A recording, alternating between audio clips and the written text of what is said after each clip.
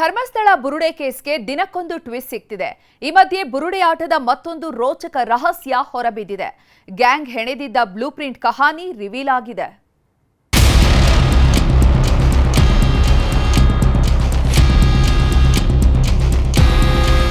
ಧರ್ಮಸ್ಥಳ ಬುರುಡೆ case ಕ್ಷಣಕ್ಕೊಂದು ಊಹಿಸಲಾಗದ twist ಪಡೆದುಕೊಳ್ತಿದೆ. ದಿನಕ್ಕೊಂದು investigation ಮಾಡ್ತಿರೋ SIT ಸ್ಫೋಟಕ ರಹಸ್ಯ ಕೆದಕಿ ಬುರುಡೆ ಗ್ಯಾಂಗ್ ಜಾತಕ ಜಾಲಾಡ್ತಿದೆ. ಶವದ ಸತ್ಯ ಹೇಳ್ತೀನಿ ಅಂತ ಬಂದ ಚಿನ್ನಯ್ಯನ ಬೆವರಳಿಸಿ ರೋಚಕ ಸಂಗತಿ ಬಯಲಿಗಿಳಿದಿದೆ. ಈ ಮಧ್ಯೆ ಬುರುಡೆಯಾಟದ ಮತ್ತೊಂದು ರೋಚಕ ರಹಸ್ಯ ಹೊರಬಿದ್ದಿದೆ. ಬುರುಡೆ ಗ್ಯಾಂಗ್ ವಿಡಿಯೋ ರಹಸ್ಯ ರಿವೀಲ್. ಗುಂಡಿ ಬ್ಲೂ ಪ್ರಿಂಟ್ ರೆಡಿ ಮಾಡಿದ್ದೇ ರೋಚಕ. ಧರ್ಮಸ್ಥಳದಲ್ಲಿ ನಾನೇ 100 ಶವಗಳನ್ನು ಹೂತಿದ್ದೇನೆ, ಹೂತಿರುವ ಜಾಗವನ್ನು ತೋರಿಸ್ತೇನೆ ಅಂತ ಕೈಯಲ್ಲೊಂದು ಬುರುಡೆ ಹಿಡ್ಕೊಂಡು ಬಂದಿದ್ದ ಚಿನ್ನಯ್ಯ ಸಂಚಲನ ಸೃಷ್ಟಿಸಿದ್ದ. ಆದ್ರೀಗ ಈ ಬುರುಡೆ ಪ್ಲಾನಿಂಗ್ನ ಸ್ಫೋಟಕ ವಿಚಾರ ಗೊತ್ತಾಗಿದೆ. ಬುರುಡೆ ಪ್ಲಾನ್ ಬಗ್ಗೆ ಜಯಂತ್ ಮನೆಯಲ್ಲೇ ರಿಹರ್ಸಲ್ ನಡೆದಿತ್ತು ಎನ್ನಲಾಗಿದೆ. ಚಿನ್ನಯ್ಯನ ಮೊದಲ ಹೇಳಿಕೆ ವಿಡಿಯೋವನ್ನ ಅಲ್ಲಿಯೇ ಮಾಡಿದ್ರಂತೆ. ಬಳಿಕ ಗಿರೀಶ್ ಮಟ್ಟಣ್ಣವರ್ ಸೂಚನೆಯಂತೆ ವಿಡಿಯೋ ಡಿಲೀಟ್ ಮಾಡಿದ್ರು ಎನ್ನಲಾಗಿದೆ. ಸದ್ಯ ಅದೇ ವಿಡಿಯೋಗಾಗಿ ಎಸ್ಐಟಿ ಮೊಬೈಲ್ ರಿಟ್ರೀವ್ ಮಾಡಿ ತಡಕಾಡ್ತಿದೆ. ಅಲ್ಲದೆ ಕಂಪ್ಲೇಂಟ್ ಕೊಡೋದಕ್ಕೂ ಮುನ್ನ ಬುರುಡೆ ಗ್ಯಾಂಗ್ ಹೆಣೆದಿದ್ದ ಬ್ಲೂ ಪ್ರಿಂಟ್ ಕಹಾನಿ ರಿವೀಲ್ ಆಗಿದೆ. ಬೆಂಗಳೂರಿನಲ್ಲಿ ಪಕ್ಕಾ ಪ್ಲಾನ್ ಮಾಡಿದ್ದ ಬುರುಡೆ ಗ್ಯಾಂಗ್ ಬೆಳ್ತಂಗಡಿಗೆ ಎಂಟ್ರಿ ಕೊಟ್ಟಿತ್ತು. ನೇತ್ರಾವತಿ ನದಿ ತೀರ ಮತ್ತು ಬಂಗ್ಲೆಗುಡ್ಡದಲ್ಲಿ ಕಾಡು ಸುತ್ತಿದ್ದ ಬುರುಡೆ ಗ್ಯಾಂಗ್ 30 ಜಾಗಗಳನ್ನ ಗುರುತು ಮಾಡಿ ನಕ್ಷೆ ರೆಡಿ ಮಾಡಿತ್ತು ಎನ್ನಲಾಗಿದೆ. ಚಿನ್ನಯ್ಯ ಶವ ಹೂಳದೆ ಇದ್ದ ಜಾಗಗಳನ್ನೂ ಗುರುತು ಮಾಡಿದ್ದ ಬುರುಡೆ ಪಡೆ ಬೋಳಿಯಾರ್ನಲ್ಲೂ ಸ್ಪಾಟ್ ಗುರುತು ಮಾಡಿತ್ತು. ಪ್ರತಿದಿನ ಶೋಧ ಕಾರ್ಯಾಚರಣೆ ಬಳಿಕ ಮಹೇಶ್ ಶೆಟ್ಟಿ ತಿಮರೋಡಿ ಮನೆಯಲ್ಲಿ ಚರ್ಚೆ ಮಾಡ್ತಿದ್ರು. ಈ ವೇಳೆ ಶವ ಹೂತಿದ್ದ ಜಾಗಗಳ ಬಗ್ಗೆ ವಿಶ್ವಾಸದಿಂದನೇ ಇದ್ನಂತೆ ಚಿನ್ನಯ್ಯ.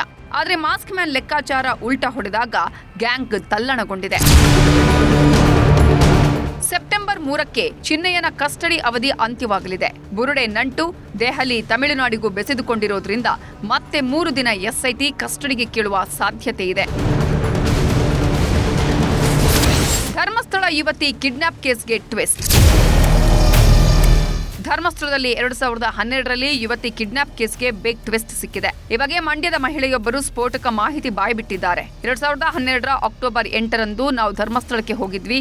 ಶಾಂತಿವನದ ಬಳಿ ಬಸ್ ಸ್ಟ್ಯಾಂಡ್ ಅಲ್ಲಿ ಕೂತಿದ್ದಾಗ ನನ್ನ ಕಣ್ಮುಂದೆ ಆಕೆಯನ್ನ ಕಿಡ್ನಾಪ್ ಮಾಡಿದ್ರು. ಕಾರು, ಬೈಕ್, ಆಟೋದಲ್ಲಿ ಬಂದಿದ್ದ ಯುವಕರು ಎತ್ತಾಕೊಂಡು ಹೋಗಿದ್ದನ್ನ ಕಣ್ಣಾರೆ ನೋಡಿದ್ದೇನೆ. ಇವೆಲ್ಲವನ್ನ ಎಸ್ಐಟಿ ಮುಂದೆ ಹೇಳ್ತೇನೆ ಅಂತ ನ್ಯೂಸ್ 18ಗೆ ಎಕ್ಸ್ಕ್ಲೂಸಿವ್ ಹೇಳಿಕೆ ಕೊಟ್ಟಿದ್ದಾರೆ. ಹುಡುಗಿ ಹೋದ್ಲು ಆ ಕಡೆಯಿಂದ. ಒಂದು ಯೂನಿಫಾರ್ಮ್ ಹಾಕೊಂಡಿದ್ದವಳು, ಸ್ಕೈ ಬ್ಲೂ ಕಲರ್ ಟಾಪು ಮತ್ತೆ ಒಂದು blue colour pant, blue colour veil ಹಾಕೊಂಡಿದ್ಲು, ಒಂದು ಛತ್ರಿ ಹಿಡ್ಕೊಂಡಿದ್ಲು. ಹುಡುಗಿ ಪಾಸ್ ಆದ್ಲು.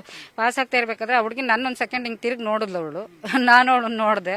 ಅವಳು ನೋಡುವಾಗ ನಾನು ಹೇಳಿದೆ, ಅವಳು ನನ್ನ ಸೋದರತ್ತೆ ಮಗಳು ಜ್ಯೋತಿ ಥರ ಇದ್ದಾಳೆ ನೋಡಿ ಅಮ್ಮ ಅಂತ ಇವ್ರಿಗೆ ತೋರಿಸ್ದೆ.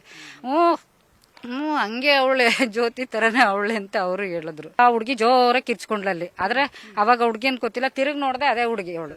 ಆ ಹುಡುಗಿ ತಲೆ ಒಂದ್ ಕಡೆ ಕೈ ಇಲ್ಲ ಹಾಕೊಂಡಿದ್ದಾರೆ, ಒಂದ್ ಕೈನ ಹಿಂಗೆ ನುಳ್ಸಿದ್ದಾರೆ. ಅವ್ಳ ಛತ್ರಿ ಕೆಳಗಡೆ ಬೀಳ್ತು. ಮೋಸ್ಟ್ಲಿ ಇವರು ಕಾರ್ ಒಳಗೆ ದಬ್ಕೊಬಿಟ್ಟಿದ್ದಾರೆ. ಹುಡುಗಿನ ತೂರ್ಸ್ಕೊಂಡು ಪಾಸ್ ಆಗಿದ್ದಾರೆ. ಫಸ್ಟ್ ಕಾರ್ ಹೋಯ್ತು, ಆಮೇಲೆ ಆಟೋ ಹೋಯ್ತು, ಆಮೇಲೆ ಬೈಕ್ಗಳು ಹೋದು. ಬಲವಂತವಾಗಿ ಇದ್ ಮಾಡ್ಕೊಂಡಿದ್ದಾರೆ. ಕೈ ಎಲ್ಲ ಹಿಂದಕ್ಕೆ ನುಳ್ಸಿದ್ರು. ಹುಡುಗಿ ಜೋರಾಗಿ ಕಿರ್ಚ್ಕಂತು ಹಿಂಗೆಲ್ಲ ಮಾಡ್ತಾಳೆ. ಅಂದ್ರೆ ಅದು ಏನೂ ಇಲ್ಲ, ನೀವು ಹೋಗಿ ಅಂದ್ರು ಅವರು.